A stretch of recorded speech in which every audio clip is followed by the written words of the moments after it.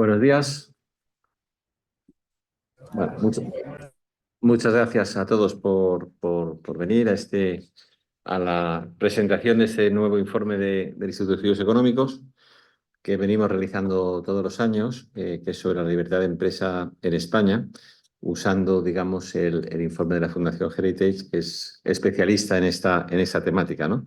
Y donde se analizan dos índices, el de libertad económica y el de libertad de empresa. La primera parte del informe se refiere, digamos, al análisis que hacemos del Instituto sobre este informe de la Fundación Heritage y del impacto en España.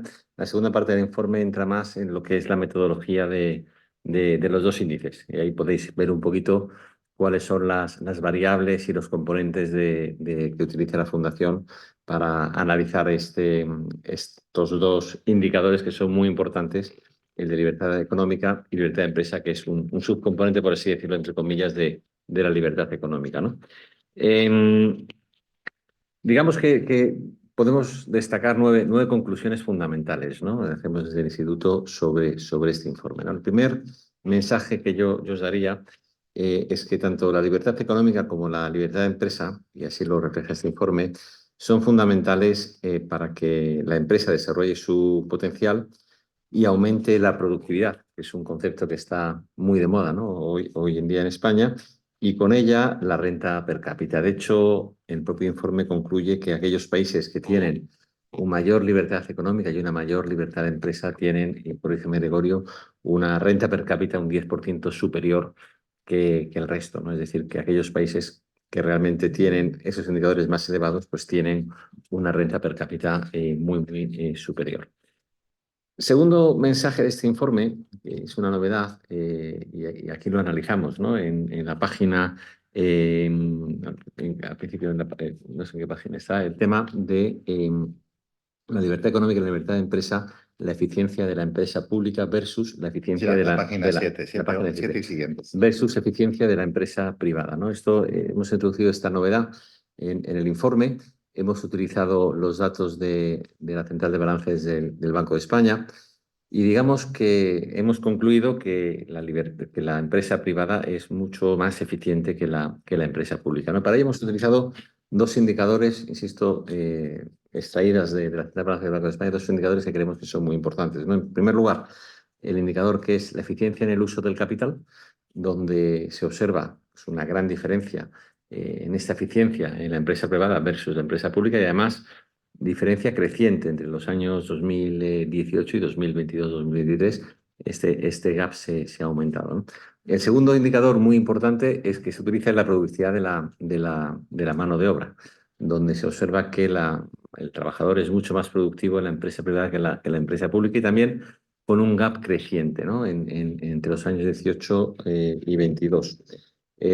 Con ello, pues nos puede hacer llevar a cabo algunas reflexiones interesantes, ¿no? Es decir, nosotros siempre hemos abogado desde el Instituto sobre la importancia de la colaboración público-privada para conseguir una mayor eficiencia en el gasto público y, de hecho, los países nórdicos son los que mayor colaboración público-privada tienen y los que mayor eficiencia en el gasto público y, por ende, también mayores rentas per cápita. Por tanto, yo creo que ese es un análisis empírico que nos tiene que dar pie a una reflexión, ¿no? El tercer mensaje que yo destacaría del informe es que a nivel mundial la libertad económica se ha deteriorado en los últimos años, yendo a la par con un aumento significativo del tamaño del Estado. Y esto se ha debido en gran medida a que ha habido que tomar actuaciones en mitad de la crisis del COVID para conseguir objetivos que eran importantes, como evitar que la economía cayera mucho más de lo que cayó, o para evitar que el impacto de la crisis del COVID tuviera en los grupos de la población más vulnerables. El problema es que mucho de este gasto se ha quedado, no ha vuelto a su lugar inicial y se ha mantenido en los niveles post-COVID, ¿no? Y este aumento del tamaño del Estado pues ha ido en detrimento de la libertad económica, de la libertad de empresa y de la libertad económica. Y además, y aquí digamos que engancho con el cuarto punto, estas políticas, digamos, de aumento del Estado, que en cierta forma, como decía, tienen un foco en redistribución de la renta, han sido muy ineficientes. Y yo creo que aquí, y refiriéndonos ya al caso de España, es muy interesante ver cómo se ha producido un tamaño del Estado, se ha producido mayores transferencias públicas al sector privado, pero esas transferencias han ido fundamentalmente a los tramos de renta más elevadas. España ocupa uno de los primeros puestos del ranking en cuanto a que las políticas de transferencias públicas favorecen en mayor medida a los tramos de rentas más elevadas. Y esto genera menores igualdad de oportunidades y va en contra, por tanto, de las políticas de equidad y de justicia social, ¿no? De hecho, por daros algún dato, eh, el quintil de renta más elevada recibe un 31% de las transferencias. Si redujéramos ese 31 al 19%, estaríamos ahorrando un 2% del PIB. Es decir, si el quintil de mayores rentas, en vez de recibir el 39% de las transferencias, recibiera el 19%, ahorraríamos el 2% del PIB. Obviamente, si esta reducción parcialmente se dedicara a los grupos más vulnerables, pues el impacto en el PIB sería menor. Pero yo la conclusión que diría es que se ha producido un tamaño del sector público, se ha producido un aumento de las transferencias con el fin de reducir la equidad, de aumentar la equidad, pero esas transferencias han ido en un 31% al quintil más elevado, ¿no? Y por tanto, lo que sí podemos ver es que ha habido una ineficiencia en la gestión del gasto porque no ha ido dirigido al cumplimiento de sus objetivos y al mismo tiempo hemos perjudicado la libertad de empresa y la libertad económica porque ha habido una mayor, digamos, presión fiscal, etcétera, que al final pues, ha generado que la economía pues, se desarrolle menos, ¿no?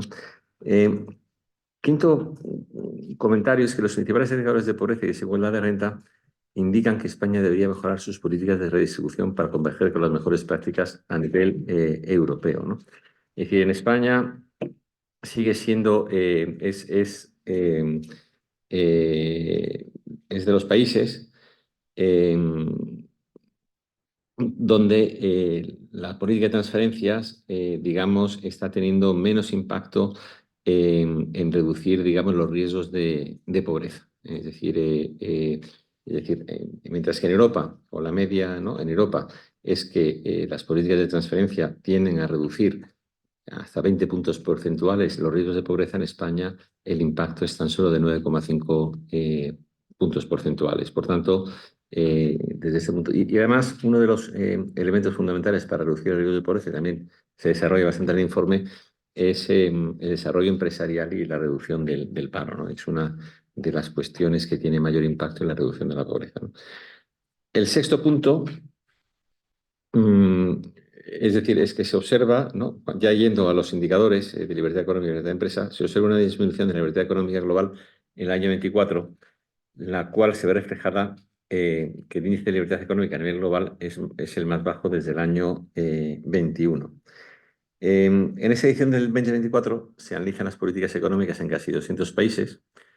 A nivel global, el resultado promedio de este indicador de libertad de empresa, económica se corresponde con una economía que tiene un nivel medio-bajo de libertad económica. El promedio a nivel mundial se sitúa en 58,6 sobre 100, que es el resultado más bajo de este indicador desde el 2001. Ese indicador vuelve a situar el 24 a Singapur como el país donde se registra un mayor valor de este indicador en su conjunto. Suiza es la segunda economía con mayor libertad económica y la primera de la OCDE, seguida de Irlanda. También destacan Taiwán, que ha escalado al cuarto lugar. Nueva Zelanda y Australia, como veréis en el gráfico, han perdido su posición destacada. Y se ha observado un marcado deterioro en la economía de Estados Unidos, alcanzando su nivel más bajo en 30 años con 70 puntos. Séptimo punto, y ya referido a España, España muestra una libertad económica moderada. Si tenemos en cuenta el conjunto de los 184 países que se analizan, estamos en el 55, pero ya cuando nos comparamos con los países más próximos a nosotros, como son los países de la OCDE, nos encontramos en el número 31 de 38, que es un 9,7% inferior al promedio de los países desarrollados, ¿no? Y fundamentalmente por dos razones, por el tamaño del Estado y por la salud fiscal deteriorada, ¿no? Y bueno, pues esto es respecto, como decía, a España y el índice de libertad económica, ¿no? En Europa, por comentar los países europeos, estamos en el 23, número 23 de los 27 países, ¿no? Eh, Europa se encuentra más o menos en línea con los países de la OCDE y España, pues dentro de la, al igual que nos ocurre la OCDE, pues con los países europeos, de la Unión Europea estamos en el puesto 23 de 27, ¿no? Eh, ¿Cuáles son las principales variables que están condicionando las bajas posiciones de España? Pues son las relacionadas con el tamaño del Estado, que como os comentaba, ha aumentado, la salud fiscal, el gasto público, la efectividad judicial, el buen gobierno y la carga impositiva, ¿no? Que son fundamentalmente los puntos más débiles, ¿no? Por parte de España, ¿no? Por último, el punto 9 que yo destacaría es que España presenta una libertad de empresa, al igual que en el caso de la libertad económica, moderada, desde el punto de vista está situada en el puesto 24 de 43 países desarrollados. Y, y bueno, y aquí destaca la necesidad de un marco regulatorio que fomente la productividad y la innovación empresarial. Yo sería el mensaje fundamental que diría, ¿no? El marco regulatorio que genere incertidumbre dificulta la planificación empresarial y obstaculiza la productividad y la rentabilidad de las empresas, ¿no? Y siempre lo repetimos desde la COE, el tener un marco regulatorio estable es importante, ¿no? Es, como decía, España se sitúa en la mitad inferior del grupo de los países desarrollados, en el puesto 24 de los 43 países, ¿no?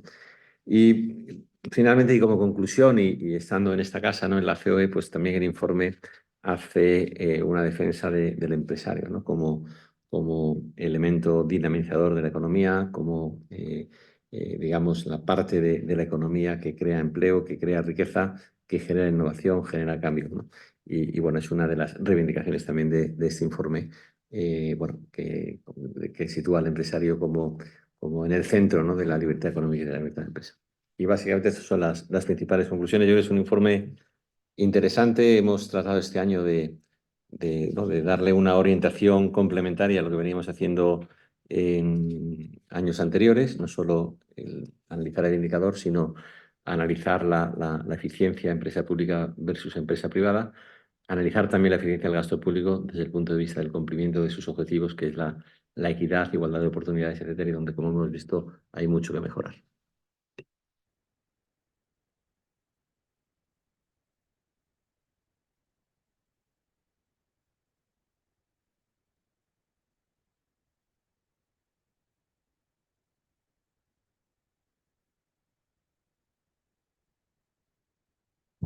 Sí, era, salvo error mío, era por ver en el índice de libertad económica, entiendo que hemos caído del puesto 35 el año pasado al 36. Me sale mirando lo que tenía yo el año pasado, porque no sé si lo dais por aquí. ¿Puede ser?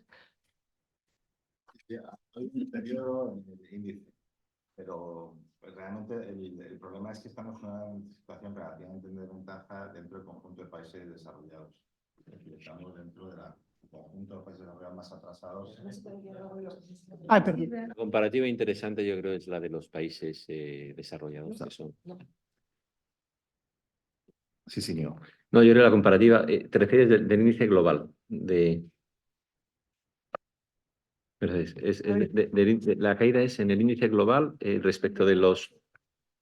O sea, índice de libertad económica 2024, Vale. me sale que estamos en 36 y el año pasado yo tenía que era el 35. No sé si puede ser. Sí, sí, sí. Sí. En cualquier caso, la OCDE son 38 países, ¿estoy equivocada? O lo digo porque aquí hay más, ¿no? Son 38, yo creo. Sí. Vale. Bueno, lo que pasa es que aquí hay un truco. Los países desarrollados que nosotros ponemos incorporamos la Unión Europea más los países de la OCDE. Es decir, que no incorporamos también aquellos países de la Unión Europea que no son OCDE, por eso salen más. En cambio, en el caso de libertad de empresa, según los datos que tenía el año pasado, me sale como que hemos mejorado, ¿puede ser o no? Estamos en una tasa similar. Estamos en una tasa similar al año pasado. Similar al año pasado, sí. Pero una tasa retrasada dentro de los países más desarrollados.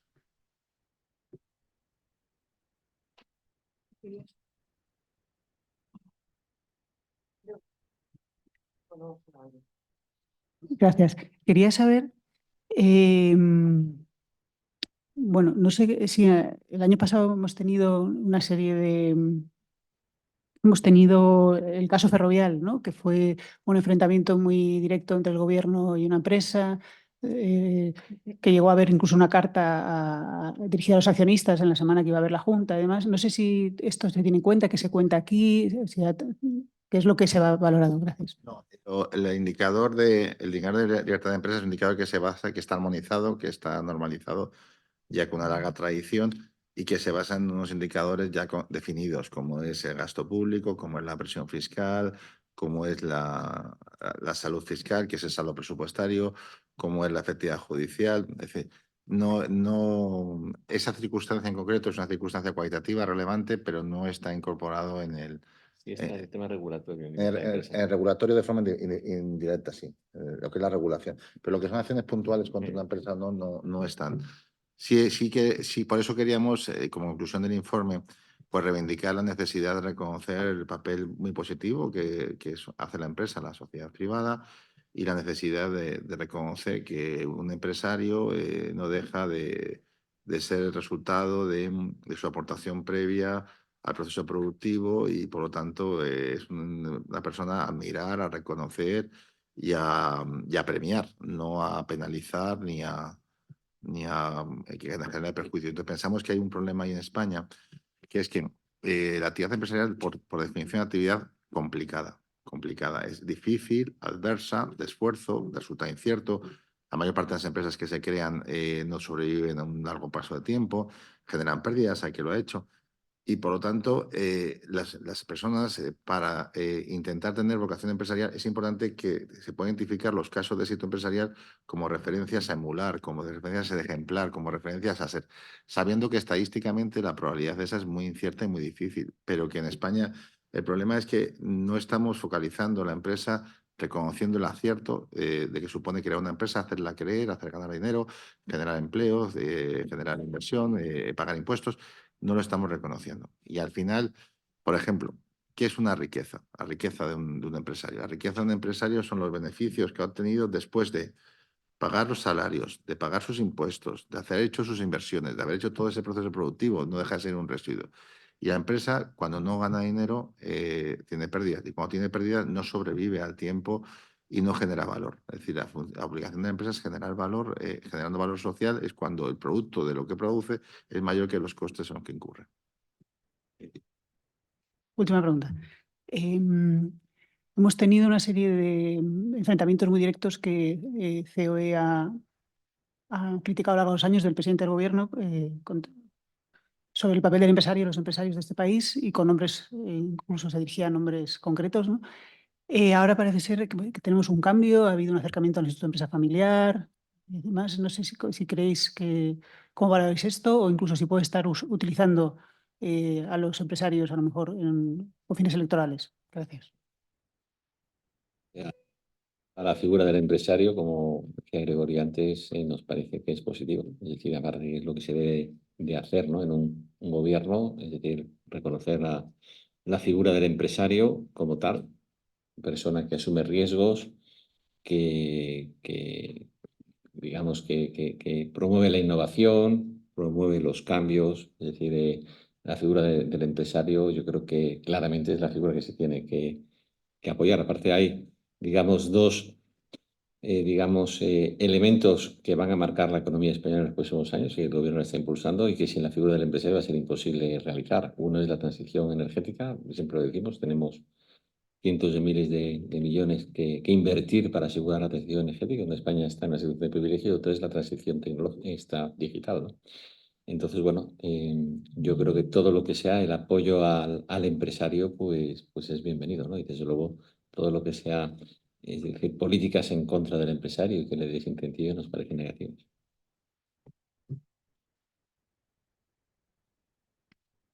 Yo quería saber a qué os referís con las transferencias del Estado que han beneficiado más a las clases santas. ¿A qué os referís en concreto? ¿A las ayudas? Las que son, nos referimos exclusivamente a las prestaciones monetarias, porque ese es un indicador que se hace en base a una estadística de la OCDE y son prestaciones monetarias. Prestaciones monetarias son aquellas prestaciones económicas del Estado que no van que son monetarias. Es decir, la sanidad no es monetaria, la sanidad es en especie, la educación es en especie, son las prestaciones monetarias como tal. Bueno, la totalidad de las que son monetarias. La totalidad de prestaciones pone monetarias. 3 ejemplos en concreto por ejemplo, Sí, sí. unas que han tenido cierto impacto, que es la renta mínima vital, aunque ha tenido un impacto muy limitado, pero por ejemplo, otras dos que han sido las transferencias en el tema de la subvención a la gasolina en la crisis del COVID, o por ejemplo, otro ejemplo de transferencia monetaria es el bono social de las eléctricas, ¿no? Es decir, son 3 ejemplos donde las 2 últimas, la primera ha sido muy limitada, sí está más dirigida, pero las 2 siguientes han sido mucho más generosas y han tenido un impacto mayor en los grupos de renta mayor, ¿no?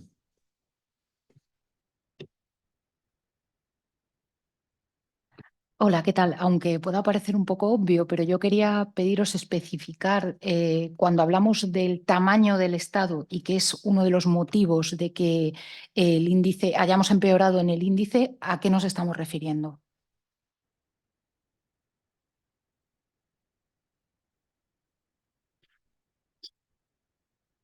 La conclusión que llega el informe es uno de los indicadores que digamos, es el tamaño del Estado.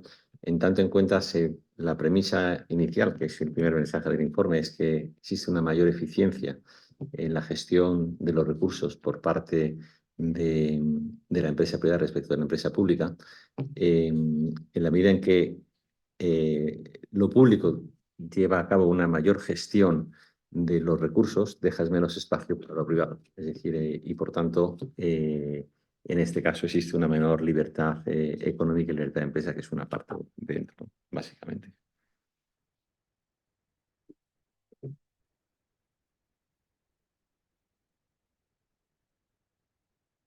Buenos días, bueno, ya buenas tardes casi, ¿no? A ver, una pregunta. Aquí en el resumen comentáis, la empresa privada tiene mayores, entiendo, índices de eficiencia que el sector público. ¿Está cuantificada esta diferencia? Está en la página, sí. Hemos hecho unos gráficos en la página 9 al respecto. Sí, hemos hecho bueno, en la eficiencia hay múltiples indicadores de eficiencia. Entonces hemos intentado identificar identificadores de eficiencia en lo que es en relación al uso del capital, indicadores de eficiencia en relación al capital humano. Y ambos salen en la página 9, es decir, la brecha relativa de eficiencia en relación a la utilización de capital, según ese indicador, que sería de un orden de un 50% más, y también en eficiencia en relación a la productividad laboral, que sería de un orden de un 30% más. Y ese gap se ha ampliado entre los años. Y se ha ampliado, y se ha ampliado. El problema es que es elevado y además la tendencia ha sido de deterioro. Esto está hecho con los indicadores en relación a la central de balance del Banco de España, que se agregan las empresas privadas por un lado y las empresas públicas por el otro, y se ve claramente que hay unas diferencias de eficiencia que son significativas y elevadas, no es una cuestión menor. Sí, y luego habéis hablado de un ahorro de un 2% del PIB, pero me he perdido un poco, no sé exactamente a qué os referíais. De esas transferencias monetarias, el 31% va dirigido al quintil más de renta más alta. El punto es que si bajáramos de una forma arbitraria, por poner un indicador. Esto es la media de la OCDE. Si lo pones en relación a Sí. la media de la OCDE, es decir, si ponemos lo que en la media de la OCDE da el quintil más rico de renta, prestaciones monetarias, no lo que da España actualmente, pues ahorraríamos un 2% del PIB de gasto público. Es decir, si el gasto público destinado al quintil más alto de rentas fuera la misma proporción que es en la media de OCDE, podríamos ahorrar un 2% del PIB en términos de gasto público. Porque en España el gasto público no es selectivo, no está focalizado y por lo tanto no está centrado en los colectivos con más situación de necesidad. Y esto podría llevar a una necesidad. Lo que ha dicho el presidente es que, claro, si ese 2% que ahorra de los colectivos de más renta no lo dejas de gastar y lo das a los colectivos de menor renta, el ahorro sería menor. Pero que no estamos diciendo nada distinto, que sería normalizar a la media de la OCDE el gasto público monetario español en relación El que tiene más alto está por encima del 19, que es la media de la OCDE. Si lo bajáramos al 19, pues nos ahorraríamos un 2%. Y ya la última pregunta. ¿Qué les parece este acuerdo que ha suscrito el Gobierno con el PNV sobre la prevalencia de los convenios provinciales, los convenios laborales? ¿Esto es realmente un apoyo al empresariado? Lo hemos dicho en un comunicado hace una semana, creemos que va en detrimento pues de la productividad y de la eficiencia, ¿no? Desde el punto de vista empresarial, pues porque puede dar lugar a que haya multitud de convenios que una empresa pues tenga que a lo mejor que realizar pues decenas de convenios en España, ¿no? Y creemos que eso no va en la línea precisamente de mejorar la eficiencia, ¿no?